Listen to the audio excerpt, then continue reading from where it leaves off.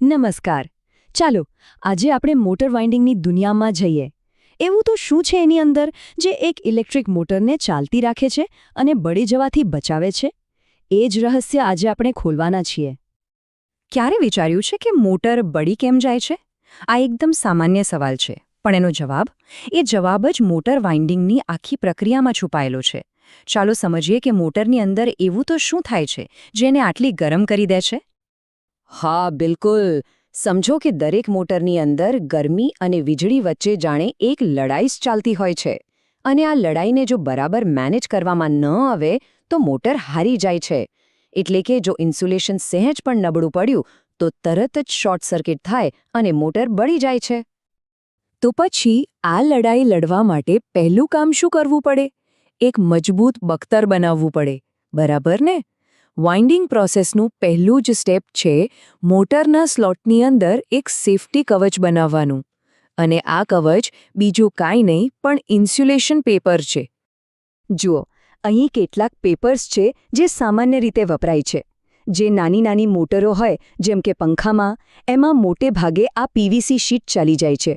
પણ જ્યાં વાત આવે હાઈ ટેમ્પરેચર કે હેવી ડ્યુટી મોટરની, ત્યાં તો નોમેક્સ પેપર જેવું કંઈ મજબૂત જ જોઈએ. અને આ જે પ્રેસપાન પેપર છે એનો ઉપયોગ તો કોઇલને એકબીજાથી દૂર રાખવા માટે પણ થાય છે.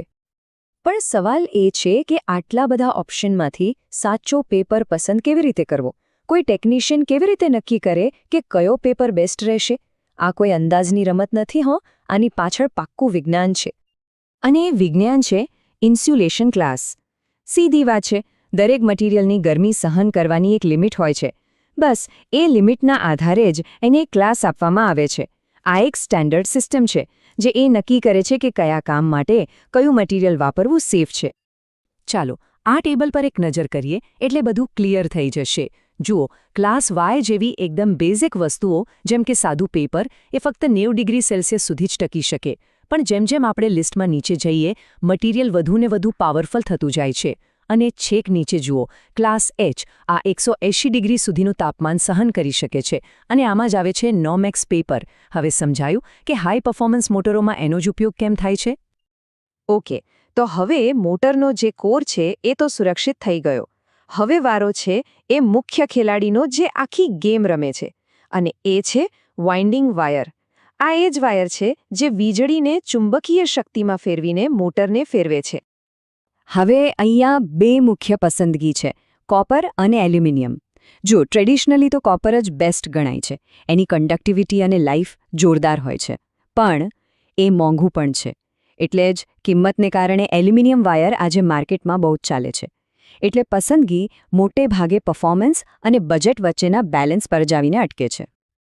હવે એક મજાની વાત કહું, આ વાયર પોતે જ ઇન્સ્યુલેશનનું એક લેયર લઈને આવે છે. આજે એના પર ચળકતો કલર દેખાય છે ને, એ કોઈ ડિઝાઇન નથી, એ તો પાતળું ઇનેમલ કોટિંગ છે.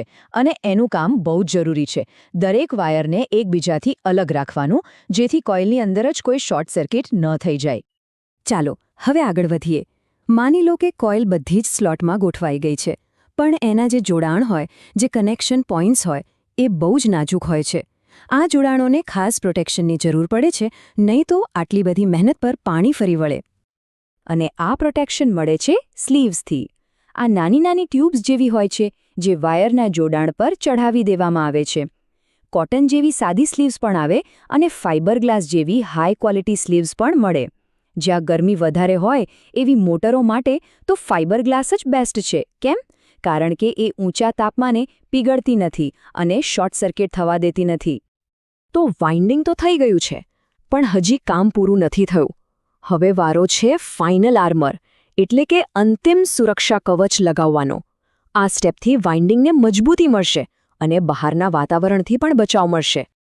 અહીંયા સૌથી જરૂરી વાત એ છે કે વાઇન્ડિંગ જરા પણ હલવું ન જોઈએ. જ્યારે મોટર ચાલે ત્યારે વાઇબ્રેશન તો થવાનું જ, એનાથી વાયર ઘસાઈ શકે છે અને ઇન્સ્યુલેશન ખરાબ થઈ શકે છે. બસ આને રોકવા માટે જ વાઇન્ડિંગને એક ખાસ મજબૂત દોરાથી એકદમ ટાઈટ બાંધવામાં આવે છે, જેને પક્કા ધાગા કહેવાય છે. એ એવો મજબૂત હોય છે કે ગમે તેટલા તળાવમાં પણ તૂટે નહીં. અને આ છે ફિનિશિંગના સ્ટેપ્સ. એકદમ સિમ્પલ છે. પહેલાં તો દોરાથી બધું બરાબર બાંધી દેવાનું.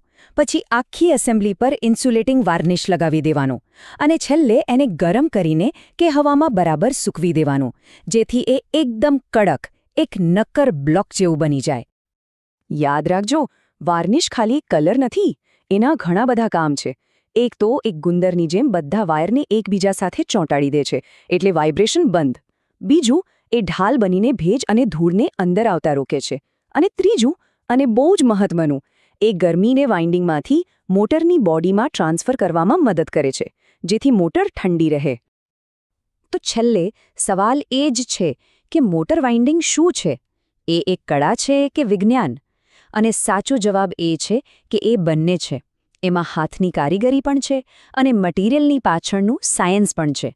સાચું મટીરિયલ પસંદ કરવું, ઇન્સ્યુલેશન ક્લાસને સમજવો અને દરેક સ્ટેપને ચોકસાઈથી કરવું.